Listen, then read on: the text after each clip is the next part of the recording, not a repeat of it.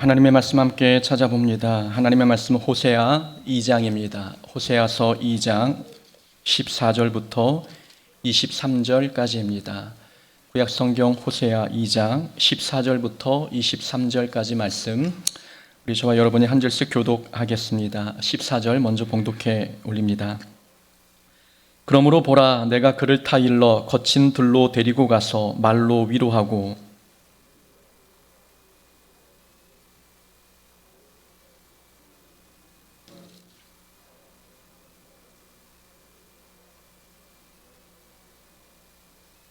여호와께서 이르시되 그날에 내가 나를 내 남편이라 일컫고 다시는 내 바알이라 일컫지 아니하리라.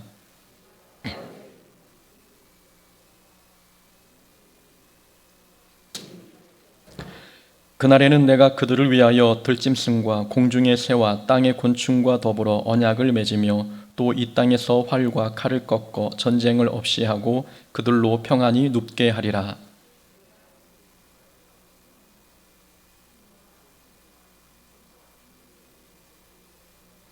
진실함으로 내게 장가 들리니 내가 여호와를 알리라.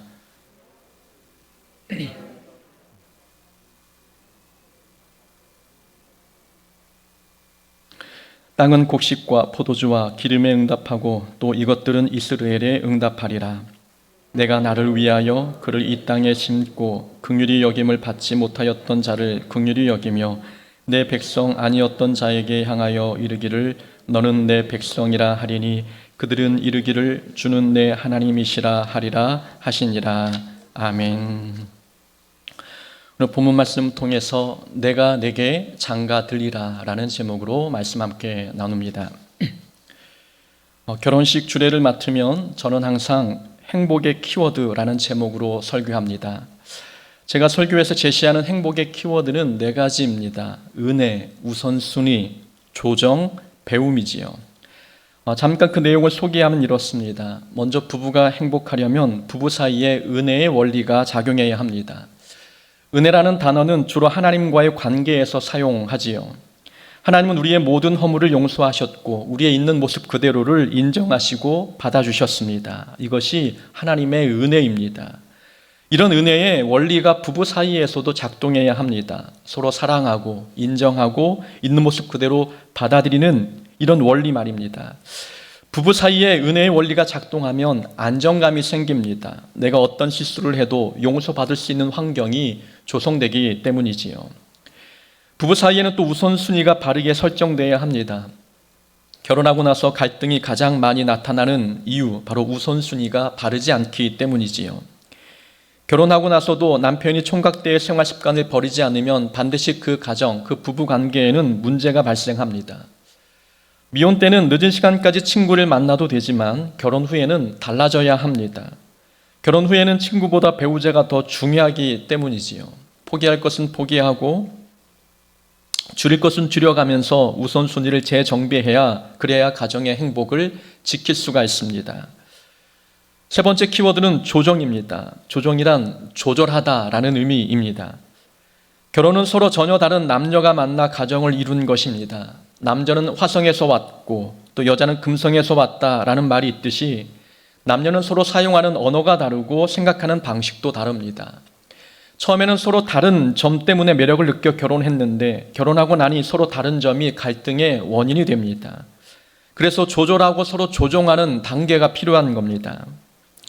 저는 아내와 24년을 살고 있습니다. 그런데도 아직 조정이 필요한 부분이 상당히 많습니다. 신혼 때는 제가 몸에 열이 많아 더위를 탔고 아내는 몸에 열이 없어 추위를 탔습니다. 그래서 겨울에는 보일러 문제로, 여름에는 에어컨 문제로 갈등이 생겼습니다. 이제 좀 비슷해졌겠다 싶었는데 이제는 반대가 되었습니다. 제가 추위를 타고 아내가 더위를 탑니다. 부부의 행복 유지를 위해서 조절하고 조정하고 서로에게 맞춰가는 이 과정은 반드시 필요합니다. 어느 한쪽만 희생해서도 안 되고 이 조정의 관계에서 갈등이 더 깊어지면 문제가 되는 것이지요. 마지막 행복의 키워드는 배움입니다. 결혼하면 남자는 저절로 남편이 되거나 여자는 자동으로 아내가 되지는 않습니다. 남편과 아내의 자리는 자동으로 주어지지만 남편과 아내의 역할은 저절로 터득되지 않습니다. 그래서 배워야 하는 겁니다. 남편의 역할과 아내의 역할이 무엇인지, 또 자녀를 낳은 후에는 부모의 역할은 어떻게 하는 것인지 책이나 강의를 통해서 끊임없이 배워야 합니다. 행복도 알아야 유지가 되는 것이지요. 이 네 가지의 행복 키워드는 하나님과의 관계에서도 적용할 수 있습니다.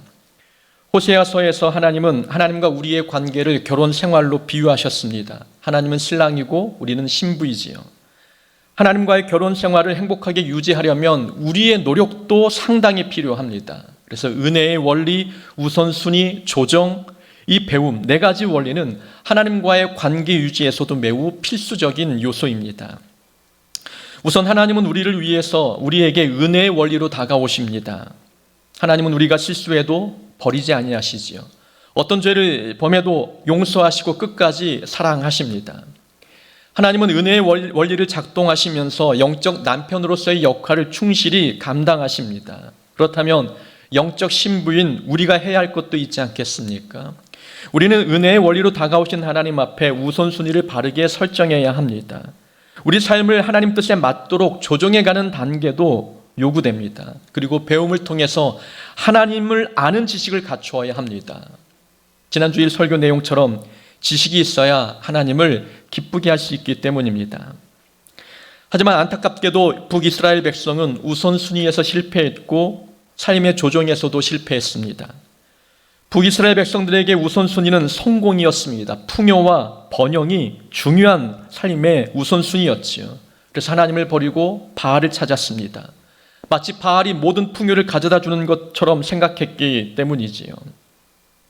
하나님께서는 이스라엘에게 말씀을 지켜 행하고 자로나 우로나 치우치지 말라라고 말씀하셨습니다. 하나님만 사랑하고 하나님만 예배하라 명령하셨지요. 그러나 이스라엘 백성들은 바알을 찬양했고 금송아지를 숭배했습니다. 하나님 뜻에 맞춰가야 하는 이 조정의 단계에서 실패한 겁니다. 이스라엘 백성들의 삶의 우선순위는 엉망이었고 하나님 뜻에 맞춰가는 그 일에도 실패를 경험했습니다. 그러니 하나님과의 결혼 생활이 순탄할 리 없습니다. 하나님과의 관계에 금이 갔습니다. 결국 하나님께서 호세아 선지자의 자녀 이름을 통해서 이스라엘 백성들의 멸망을 예고하셨습니다. 오늘 본문은 바로 멸망 이후에 있을 회복에 대한 메시지입니다. 이스라엘 백성이 징계를 받아 멸망하긴 할 텐데 그 이후에 하나님께서 이스라엘을 어떻게 회복시켜 주실지 그 회복에 대한 예언의 말씀이 바로 오늘 본문의 내용입니다. 오늘 본문의 중심 구절이 있습니다. 20절과 21절입니다. 내가 내게 장가들어 영원히 살되 공의와 정의와 은총과 긍휼히 여김으로 내게 장가들며 진실함으로 내게 장가들리니. 하나님께서 이스라엘 백성에게 장가들겠다고 말씀하십니다.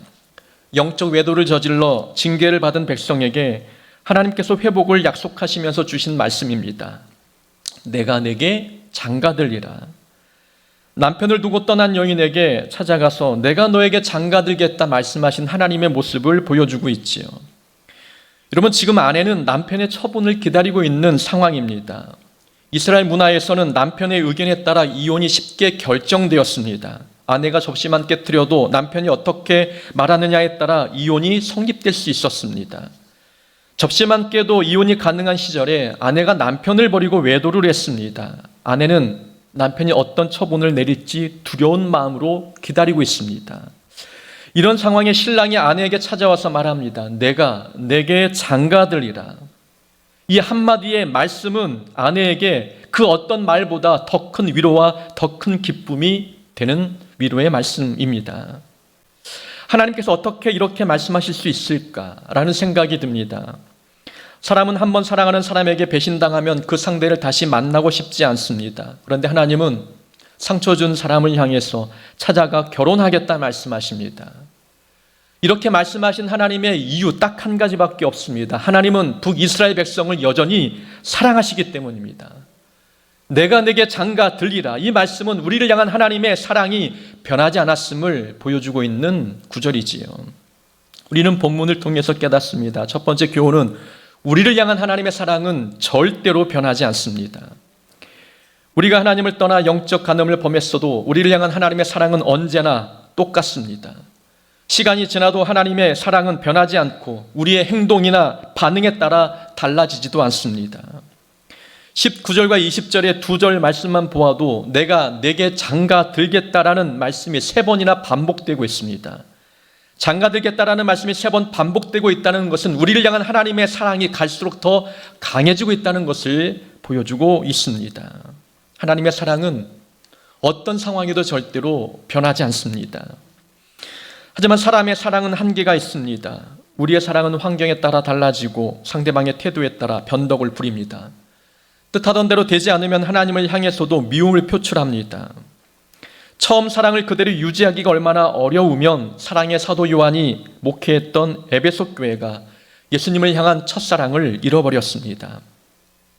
하나님을 향한 우리의 사랑은 이렇게 기분에 따라 또 상황에 따라 달라지는데 우리를 향한 하나님의 사랑에는 권태기도 없고 위기도 없습니다.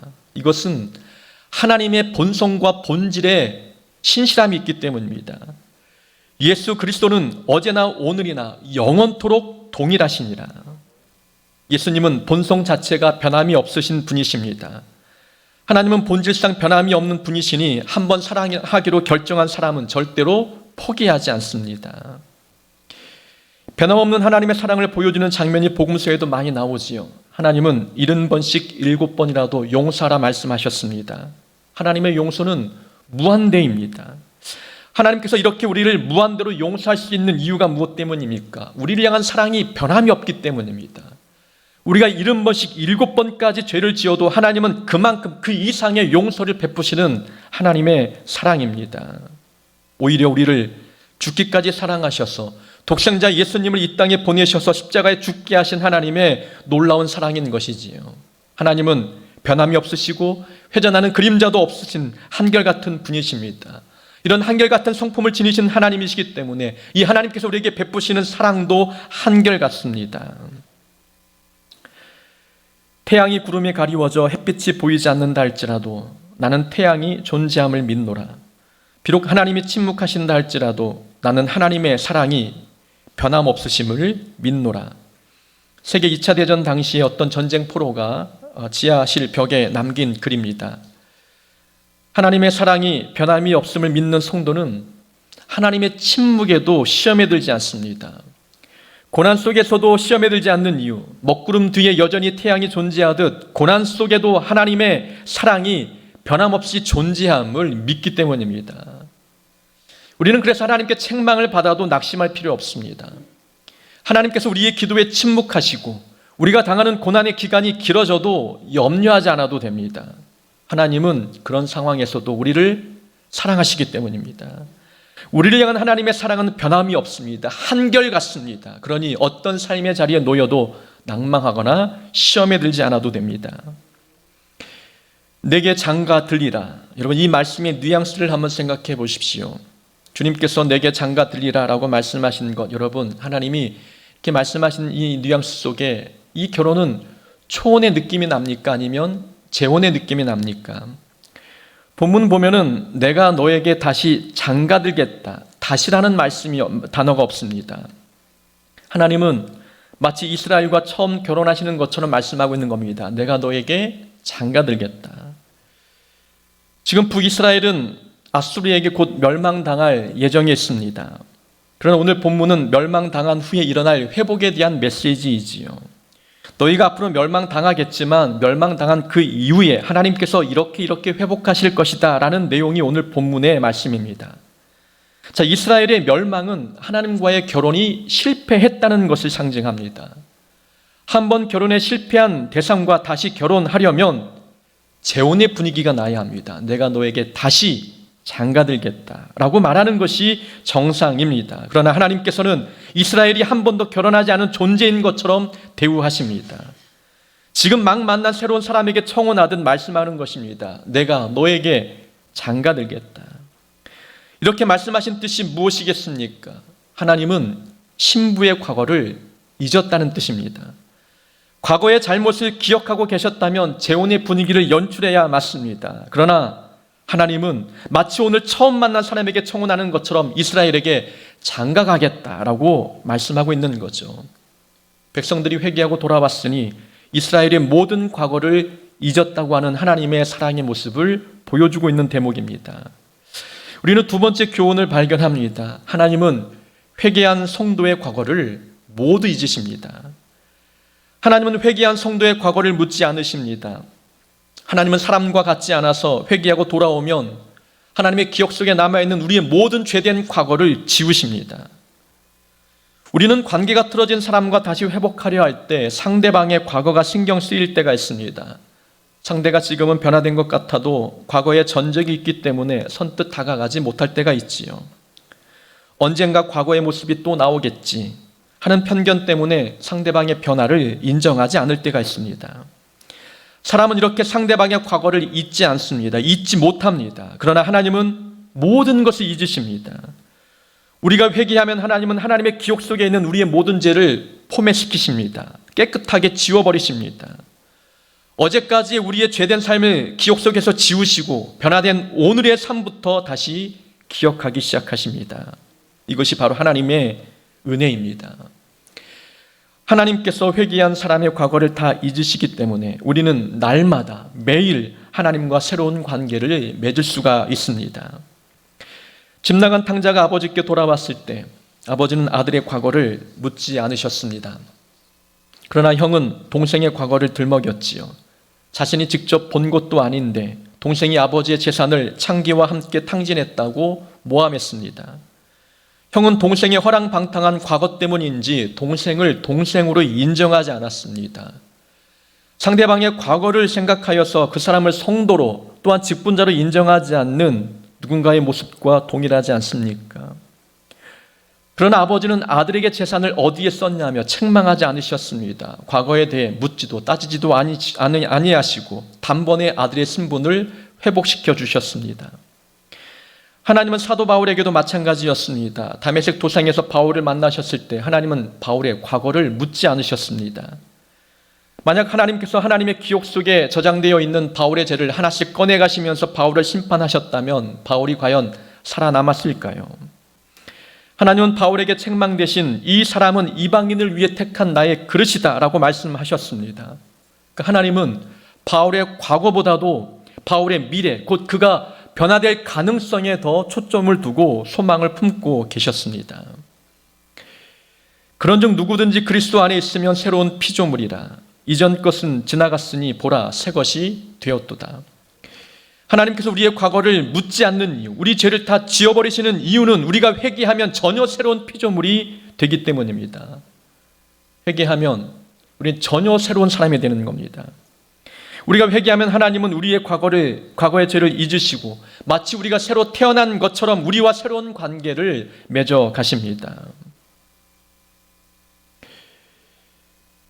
하나님의 용서는 완전하고 완벽한 것을 보여주고 있지 않습니까? 우리가 회개하면 우리의 과거를 다 지우시겠다라는 것은 하나님의 용서는 완벽하고 완전함을 뜻합니다.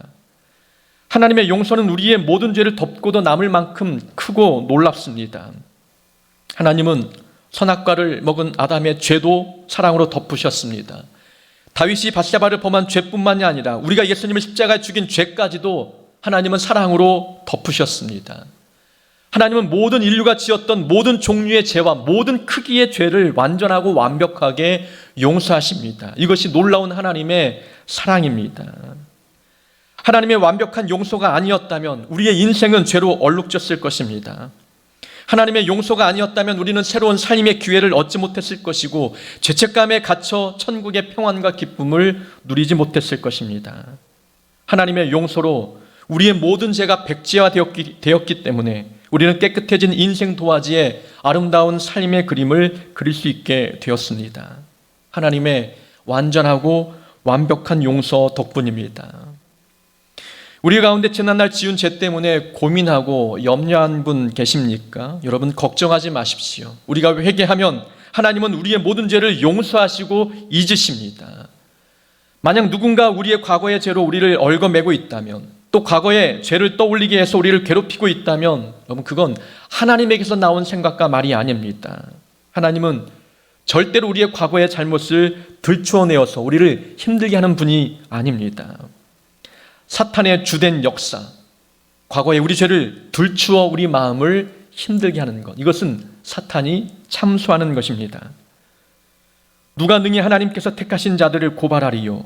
의롭다 하신 이는 하나님이시니 누가 정죄하리요? 하나님께서 의롭다고 한 우리를 정죄할 사람은 아무도 없습니다. 하나님은 회개한 성도의 과거를 묻지 않으신 것이지요. 그렇게 하나님은 우리를 통해서 놀라운 사랑을, 또 놀라운 용서를 베풀어 주셔서 회개한 성도의 과거를 묻지 않으십니다. 하나님은 이스라엘의 죄를 용서하시고 이스라엘과 결혼하겠다고 말씀하셨습니다. 여러분, 결혼하면 생각나는 것이 있지 않습니까? 바로 프로포즈이지요. 과거에는 연인들 사이에 이 프로포즈 같은 이벤트가 유행하지 않았습니다. 저도 그런 것 없이 결혼을 했지요. 그런데 요즘에는 프로포즈는 결혼을 위해 반드시 거쳐야 할 관문이 되고 있습니다. 근데 하나님께서는 참 로맨틱하신지 이스라엘 백성들과 결혼하기 위해 프로포즈를 준비하고 계십니다. 14절의 말씀을 쉬운 성경 버전으로 한번 읽어드리겠습니다. 그러므로 이제 내가 그녀를 꾀어서 광야로 데려가 다정하게 말해주겠다. 거기에서 그녀의 포도밭을 돌려주고 악을 골짜기를 희망의 문으로 만들어주겠다. 그렇게 하면 그녀가 젊었을 때와 이집트에서 나올 때처럼 나를 대할 것이다. 나를 사랑할 것이다. 이것이 하나님의 프로포즈의 한 방식입니다. 하나님은 이스라엘을 꼬셔서 광야로 데려가시겠다 말씀하고 계십니다. 광야에서 다정한 말로 잃었던 포도밭을 돌려주겠다. 환난을 희망으로 바꿔주겠다라고 말씀하실 것이라고 이야기하십니다. 하나님께서 다정한 말로 유혹하는 장면처럼 여러분 상상되고 있지 않습니까? 하나님께서 지금 광야에서 백성들에게 프로포즈하고 있는 것입니다.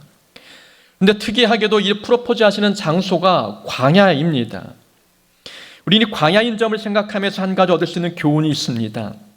인생의 광야는 하나님께서 하나님의 사랑을 확인시켜 주기 위해서 준비하신 프로포즈 장소입니다. 보통 프로포즈 장소를 선택할 때에는 둘만의 추억이 깃든 곳을 선택합니다. 추억이 담긴 장소에서 레드카펫과 샴페인, 꽃가루와 촛불과 풍선을 준비하는 것이 정형적인 프로포즈 레파토리입니다. 하나님께서 이스라엘을 광야로 데려가신 이유가 있습니다. 광야는 하나님과 이스라엘 백성 사이에 추억이 담긴 곳이기 때문입니다. 광야는 하나님과 이스라엘 서로에게 첫사랑의 추억이 담긴 곳이었습니다. 이스라엘 백성이 가나안 땅을 향해 갈 때 광야를 거쳐갔지요. 광야는 하나님과 40년 동안 동행했던 장소입니다. 하나님은 광야 40년 동안 이스라엘 백성에게 감동적인 이벤트를 광야에서 베풀어 주셨습니다. 하나님은 이스라엘 백성이 레드카펫을 걷게 하는 대신 갈라진 홍해바다 사이를 걷게 하셨습니다. 분위기는 하트 모양의 촛불 대신 불기둥을 준비하셨고 풍선 대신 뜨거운 태양을 가릴 구름기둥을 준비하셨습니다. 하나님은 꽃가루 대신 만나를 뿌려주셨으며 샴페인 대신 반석을 쪼개 생수를 공급해 주셨습니다. 너희가 말씀을 지켜 행하면 나는 너희의 하나님이 되고 너희는 나의 백성이 될 것이다. 감동적인 편지와 함께 사랑의 언약식도 하셨습니다. 이스라엘 백성은 광야에서 아주 특별한 사랑의 경험을 한 것입니다. 이 정도면 광야야말로 이스라엘에게 가장 감동적이고 의미 있는 장소 아니겠습니까? 그래서 하나님은 이 백성들을 광야로 데리고 가시는 겁니다. 광야는 첫사랑의 감격 있는 곳이기 때문입니다. 하나님은 이스라엘 백성이 광야에서 과거에 경험했던 하나님의 사랑과 하나님의 추억을 되살려 보기를 원하셨습니다. 하나님께서 백성들을 얼마나 사랑하셨는지, 어떻게 사랑을 표현하셨는지 광야를 보면서 되새기기를 원하셨습니다. 한때는 바알에게 마음을 주고 하나님을 떠났지만 원래 이스라엘의 첫사랑은 하나님이었다라는 것을 광야를 통해서 기억하기를 원하시는 것입니다. 그렇게 하면 그녀가 젊었을 때와 이집트에서 나올 때처럼 나를 사랑할 것이다. 이것이 하나님께서 바라시는 기대였습니다. 이스라엘 백성이 하나님을 따라 광야에 갔을 때 여러분 어떤 기분이었겠습니까? 이곳이구나.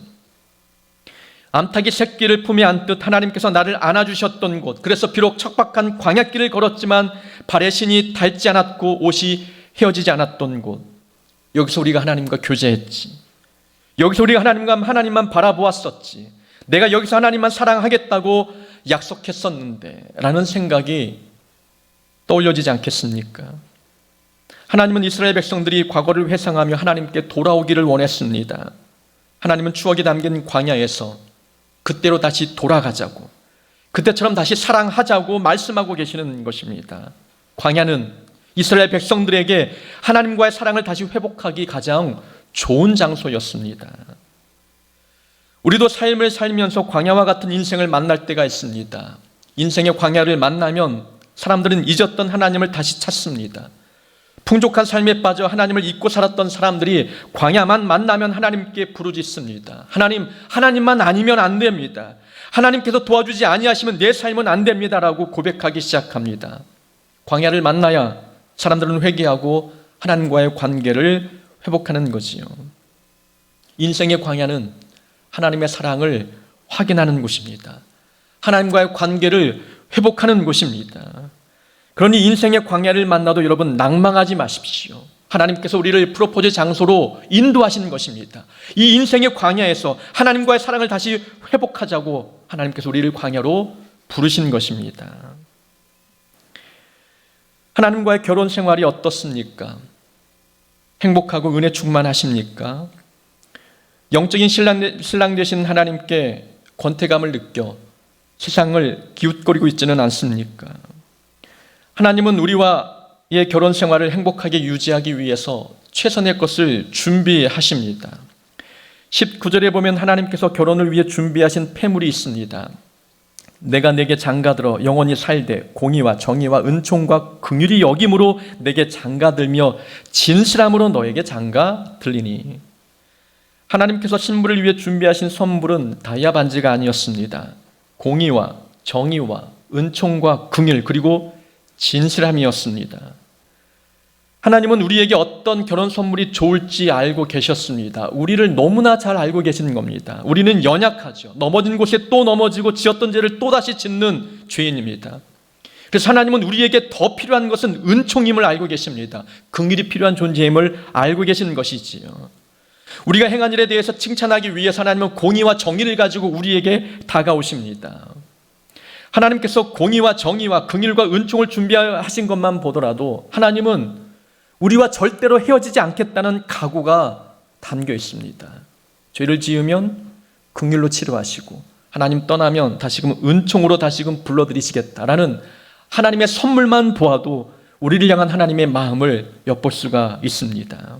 하나님은 이렇게 우리와의 결혼 생활을 끝까지 유지하기 위해서 최선의 선물을 준비하셨습니다. 우리도 준비해야 합니다. 올바른 우선순위를 준비해야 하고 내 뜻을 내려놓고 하나님의 뜻에 맞춰갈 수 있는 조정의 단계, 이것을 준비해 가야 합니다. 그리고 하나님께서 무엇을 기뻐하시는지 하나님을 아는 지식을 준비해야 합니다. 신앙생활은 우리가 준비한 만큼 그리고 변화된 만큼 행복하고 은혜롭습니다. 바라건대 우리는 이제 어떤 일이 있어도 하나님과 헤어지지 않기를 원합니다. 행복한 신앙생활 되기 위해서 늘 하나님과 교제하고 날마다 말씀과 기도로 하나님과 친밀한 교제를 나누시기를 원합니다. 그런 사람 되기를 주의 이름으로 축원합니다. 아멘.